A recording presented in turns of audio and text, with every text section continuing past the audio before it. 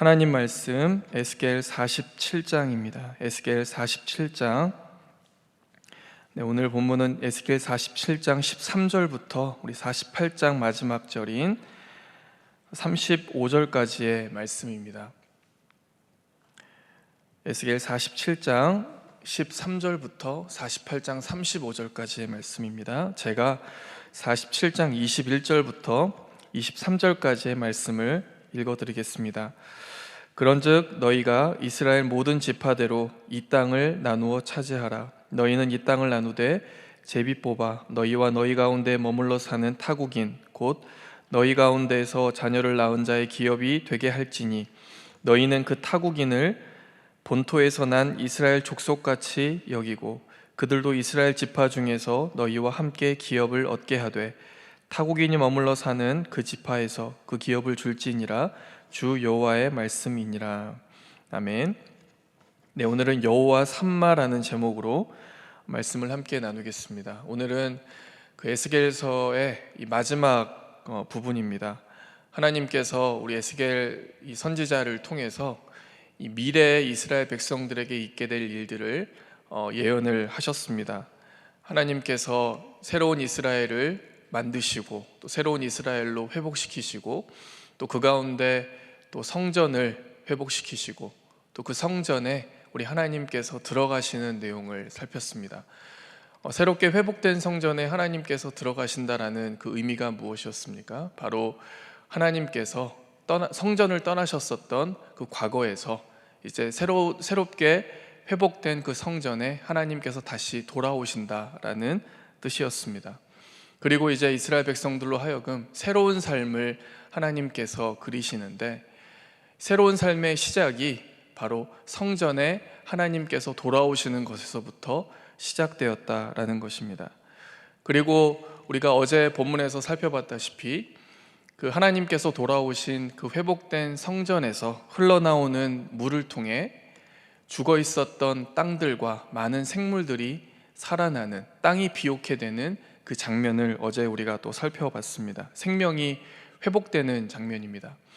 지금 이스라엘 백성들이 비록 지금은 포로 상태에 놓여 있고 바벨론에 끌려가 있는 상태이지만 하나님께서 이스라엘을 새롭게 하시고 또 이스라엘을 회복을 하시면은 과거에 이스라엘 백성들이 가나안에서 누렸던 그 풍요로움, 하나님의 보호하심과 지켜주심 가운데 이스라엘 백성들이 과거에 누렸던 가나안의 풍요로움을 다시 회복하게 하실 것이다 라는 그림을 보여주셨습니다.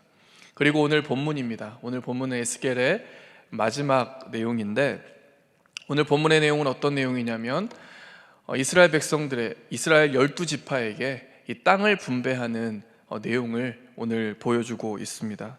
그 이스라엘 백성들이 바벨론에서 이 포로 생활에서 다시 이 고향 땅으로 돌아오기에 앞서서 우리 에스겔 선지자를 통해 그 이스라엘 땅이 이스라엘 각 12지파에게 분배될 것을 미리 보여주시는 장면입니다.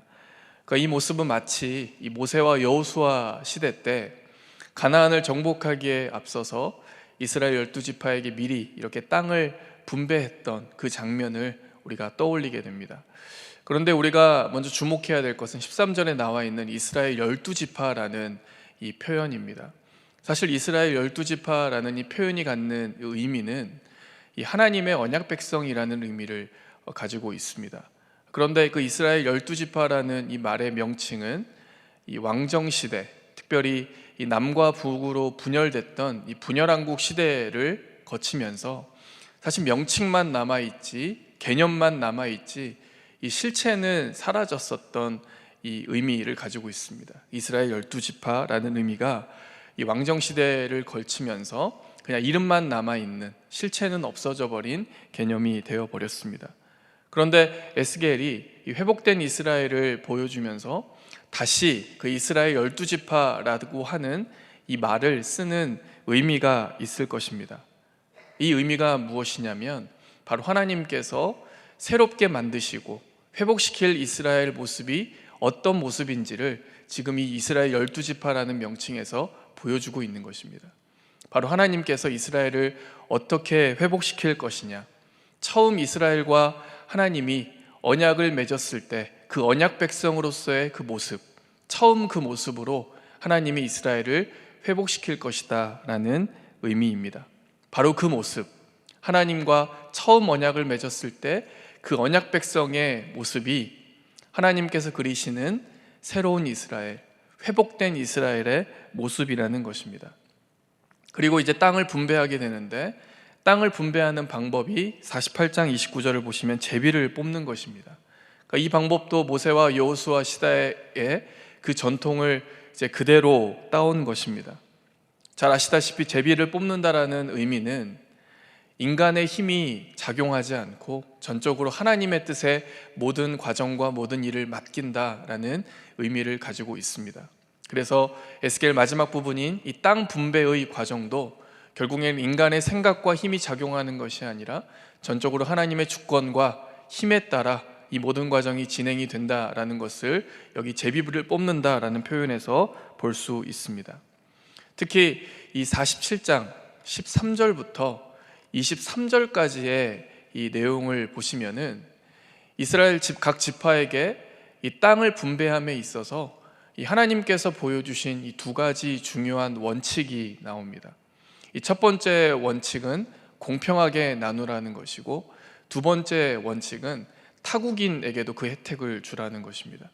먼저 첫 번째, 이 공평하게 나누라라는 이 첫 번째 원칙을 한번 살펴보도록 하겠습니다. 14절 말씀을 보시면, 내가 옛적에 내 손을 들어 맹세하여 이 땅을 너희 조상에게 주겠다고 하였나니 너희는 공평하게 나누어 기업을 삼으라. 그러니까 여기에서 이 공평하게 나누라는 것은 이 말 그대로 각 지파에게 이 똑같은 크기의 땅을 분배하라는 것입니다. 그러니까 원래 모세와 여호수아 시대 때 이 각 지파에게 땅을 분배했던 모습을 보면은 각 지파마다 약간 차이가 있었습니다. 그러니까 큰 지파, 예를 들면 유다 지파라든지 뭐 에브라임 지파 같은 경우에는 큰 땅을 이렇게 분배받습니다. 그러니까 이 모세와 여호수아 시대 때는 각 지파의 크기와 인구수에 따라 이 땅의 크기가 달라졌는데, 이제 에스겔을 통해 보여주시는 새로운 이스라엘의 그 땅 분배의 방식은 모든 지파에게 공평하게 나누라, 똑같은 크기의 땅을 나누라라는 것을 보여주고 계십니다. 그러니까 이 말 뜻은 무슨 뜻이냐면은, 예전에 모세와 여호수아 시대 때 각 지파별로 땅을 다르게, 크기에 따라 땅을 다르게 분배를 했을 때 결국에 어떤 일이 벌어졌냐면, 이 작은 지파, 나약한 지파, 힘이 약한 지파는 큰 지파에게 흡수되는 일이 있었습니다. 그리고 결국에는 땅 크기에 따라서 각 지파별로 분쟁이 일어나기도 하고, 결국에는 하나님이 주신 이 땅, 하나님의 선물인 이 땅이 선물이 아니라 결국에 인간의 탐욕이 작동하고 인간의 대립과 반목을 부추기는 요인이 되었던 것입니다. 그래서 하나님은 새로운 이스라엘을, 회복된 이스라엘을 말씀을 하시면서 땅을 분배하시는데, 그 땅을 분배함에 있어서 중요한 첫 번째 원칙이 바로 똑같이 나누라, 공평하게 나누라라는 것입니다. 그래서 더 이상 어떤 힘의 원리, 크기의 원리, 인간 세상에서 여전히 힘의 원리에 따라, 크기의 원리에 따라 모든 일들이 벌어지는데, 더 이상 그러한 일들이 벌어지지 않고 하나님이 주신 분량에 만족하는 것, 이것이 바로 새로운 이스라엘, 회복된 이스라엘의 모습입니다. 그리고 두 번째 땅 분배의 원칙은 이 타국인도 배려하라, 타국인에게도 혜택을 주라라는 것입니다. 여기서 볼 수 있는 이 특징은 바로 이 보편성이라는 원칙입니다. 이 성경에 보시면은 이 타국인은 이 고아와 과부와 같은 이 사회적으로 이스라엘 백성들이 돌봐줘야 하는 부류였습니다. 그러니까 왜냐하면 모세와 여호수아 시대 때는 이 땅 분배로부터 제외됐던 그룹이 바로 고아, 과부, 그다음에 타국인. 그러니까 땅을 분배받지 못했기 때문에 경제적으로 어려움에 처할 수밖에 없는 그룹이었습니다. 그런데 하나님께서는 에스겔 선지자를 통해 새로운 이스라엘에게 새로운 원칙을 주시는데, 그것은 바로 이 타국인들에게도 그 기업의 혜택을 주라, 바로 그 기업을 받을 수 있는 혜택을 주라라는 것을 보여주고 있습니다. 바로 22절과 23절의 내용입니다. 그러니까 에스겔의 이 예언을 통해서 이 보편적으로 타국인들에게도 나누라라고 하는 이 원칙을 통해서 우리가 볼 수 있는 것은 바로 신약 시대에 바울을 통해 증거되었던 그 복음의 핵심을 우리는 에스겔 선지자를 통해 미리 확인할 수 있습니다. 바울이 증거했었던 복음의 핵심 내용이 무엇입니까? 유대인에게 뿐만 아니라 이방인에게까지도 그 복음의 혜택이 주어질 것이다. 이방인이나 유대인이나 차별이 없는 복음, 이방인들에게까지 그 복음의 혜택이 주어지게 될 것이다. 복음의 보편성을 바울은 증거했습니다. 근데 그 바울의 이 복음의 핵심 내용을 오늘 바로 이 에스겔 선지자를 통해 우리는 미리 내다보는 것입니다. 그러니까 지금까지 땅을 분배함에 있어서 두 가지 원칙을 살펴봤습니다. 하나는 공평하게 나누라는 것이고, 하나는 타국인들도 배려하라. 이 보편성의 원칙을 우리가 살펴봤는데, 이것이 바로 하나님의 나라의 모습일 것입니다. 하나님의 나라는 공평함과 이 보편성이라는 가치를 가지고 있습니다. 인간의 탐욕과 인간의 힘, 크기의 원리가 자리할 수 없는 곳이 바로 하나님의 나라입니다. 힘의 원리가 아니라 모든 사람들이 함께 누리고 함께 잘 살고, 탐욕과 차별이 작동하는 나라가 아니라 하나님의 의, 하나님의 공의가 작동하는 그 나라의 모습이 바로 하나님의 나라라는 것입니다. 바로 이 모습이 이제 새롭게 출발하게 될 그 이스라엘에게 요구하시고 기대하시는 바로 하나님의 이상이었습니다. 그리고 이제 48장의 내용을 살펴보겠습니다. 이 48장의 내용은 이제 본격적으로 이제 땅을 분배하는 내용입니다.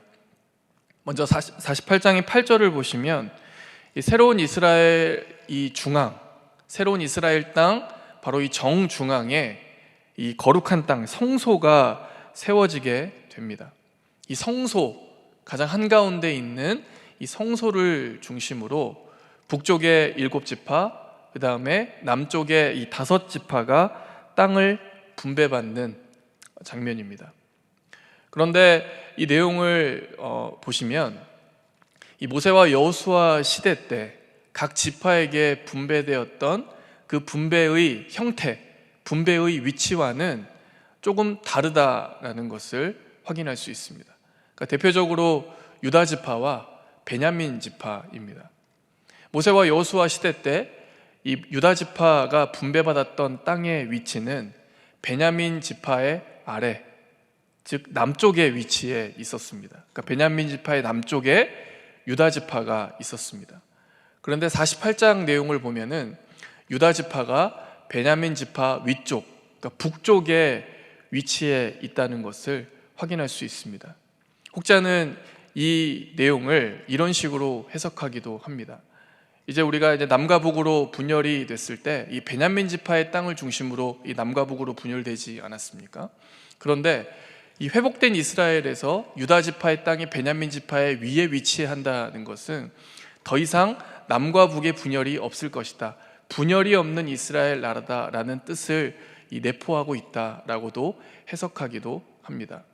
그러니까 여기서 중요한 것은 모세와 여호수아 시대 때, 그러니까 역사적으로 전통적으로 각 지파들이 분배받았던 땅과는 다른 형태로 48장의 내용이 그려지고 있음을 볼 수 있습니다. 그리고 특히 이 48장 내용을 보면 땅을 분배하는 기사에서 각 절마다 반복되는 구절이 어떤 구절이냐면 동쪽에서 서쪽까지라는 말이 반복되어 있습니다.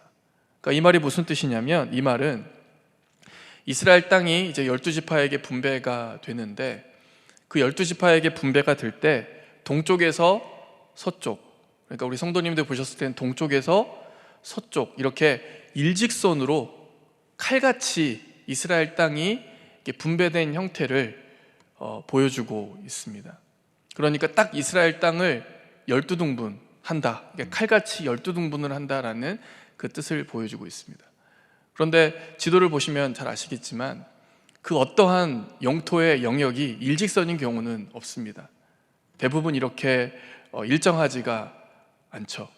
그리고 역사적으로 모세와 여호수아 시대 때 이렇게 분배된 땅의 형태를 봐도 일직선으로 나눠져 있는 경우는 없습니다.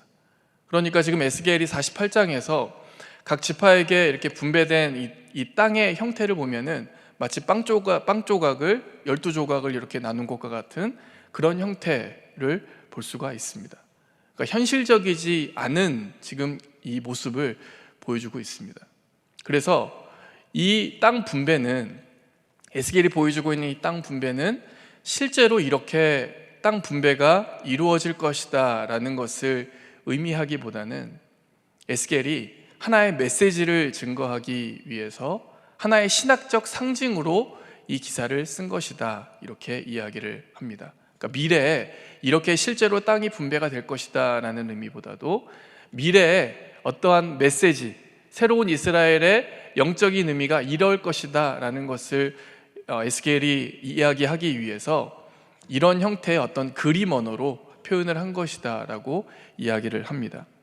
그렇다면 이렇게 각 지파에게 땅이 분배되는 이 기사를 통해서 하나님께서 말씀하시고자 하시는 메시지는 무엇일까요?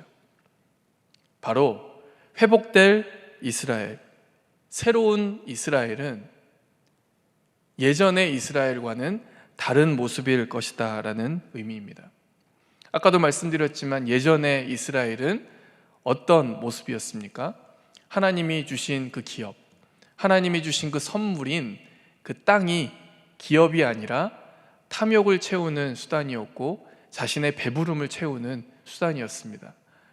가진 자는 가지지 못한 자의 땅을 착취하여서 배를 불리기도 하고, 특히나 솔로몬 시대 같은 경우에는 하나님이 주신 기업을 절대로 팔지 못한다라고 하는 율법을 저버리고 자신의 사리사욕을 채우기 위해서 이방 민족에게 이렇게 땅을 팔아버리는 그런 경우까지 생기게 되고, 결국에는 솔로몬 시대를 끝으로 이스라엘이 남과 북으로 분열되기까지 하는 모습을 우리가 볼 수 있었습니다. 하지만 이제는 70년의 포로 생활이 끝나고 하나님께서 회복시킬 이 새로운 이스라엘 그 땅, 바로 그곳이 어떠한 모습일 것이다 라는 의미입니까? 더 이상 과거처럼 이스라엘 땅은 인간의 탐욕과 인간의 배부름을 위해서 존재하는 것이 아니라 말 그대로 그 땅은 하나님의 기업이 될 것이다, 하나님의 선물이 될 것이다, 하나님의 뜻과 하나님의 나라가 임하는 장소가 될 것이다. 그리고 예전에 남과 북으로, 인간의 탐욕과 죄악으로 인해 남과 북으로 분열되어 있었던 이스라엘이 이제 다시는 분열되지 않고 하나 되고 탐욕과 힘의 원리가 아니라 하나님의 공평과 의를 추구하는 하나님의 나라가 될 것이다 라는 것을 이 그림을 통해 하나님은 보여주고 계시는 것입니다. 그리고 마지막 30절부터 35절까지의 내용입니다. 그러니까 이스라엘 정중앙에 세워진 이 성읍, 거룩한 땅에 세워질 바로 이 성읍과 관련된 내용입니다. 이 성읍은 이 정사각형 이 모양으로 되어 있습니다. 그리고 한 면에 3개 문씩, 총 12개의 문이 그곳에 있습니다. 그리고 그 12개의 문의 이름은 각 12지파의 이름으로 명명했다라는 것을 여기에서 이야기를 합니다.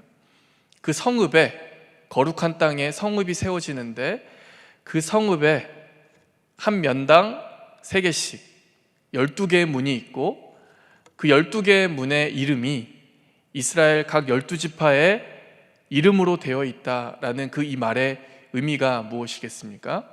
바로 이 성읍과 이스라엘 12지파, 즉 이스라엘 온 백성들 간의 온전한 연합을 의미합니다. 그러니까 즉 성읍은 이스라엘 12지파를 향해 있고, 또 이스라엘 12지파는 바로 이 성읍을 향해 있는, 바로 이 성읍과 이스라엘 12지파의 온전한 연합을 의미하는 것입니다. 그리고 마지막 절을 보니까 이 성읍의 이름이 무엇이라고 나와 있습니까? 그 성읍의 이름을 여호와 삼마라 하리라. 풋노트를 보시면 여호와 삼마의 뜻은 여호와께서 거기에 계시다라는 뜻입니다. 여호와께서 거기에 계시다. 성전에 임재하셨던 하나님의 임재가 이제는 성전뿐만이 아니라 이스라엘 땅 한가운데, 이스라엘이 일상을 영위해 가게 될 그 일상의 한가운데 여호와 삼마, 여호와께서 거기에 계시다.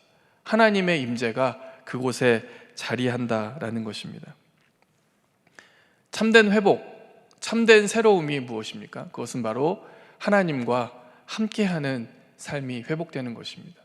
에스겔 선지자를 통해서 이제는 하나님의 임재가 성전에만 있는 것이 아니라 이스라엘 백성들이 삶을 영위하는 그 한가운데, 일상의 중심에, 우리의 가정의 중심에, 우리의 모든 삶의 일터의 중심에 바로 하나님의 임재가 자리하게 될 것이다.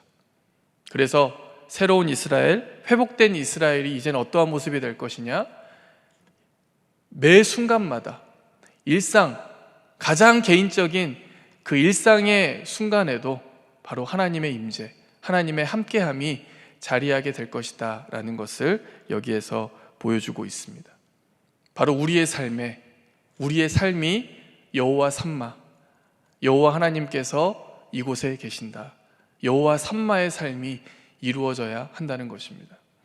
오늘 말씀의 결론을 맺겠습니다. 오늘은 이 바벨론 포로 생활을 끝내고 이스라엘 땅으로 돌아오게 될 그 백성들에게 이 땅을 분배하는 내용을 살펴봤습니다. 기본적으로는 이 모세와 여호수아 시대 때 땅을 분배했었던 그 큰 원칙을 따르긴 하되, 새로운 이스라엘, 회복된 이스라엘에 걸맞게 그 내용이 어느 정도 수정되고 보완되는 그 장면을 우리가 살펴봤습니다. 그리고 땅을 분배할 때 두 가지 중요한 원칙이 있었습니다.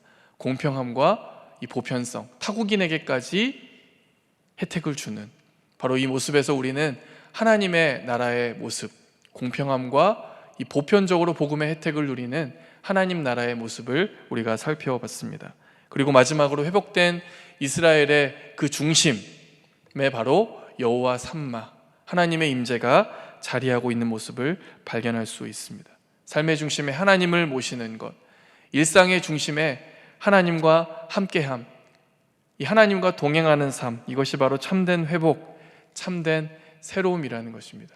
오늘도 성도님들이 살아가게 될 그 일상에 여호와 삼마, 하나님이 함께 계시고 하나님과 동행하는 그 복이 날마다 충만하시기를 주의 이름으로 축원합니다.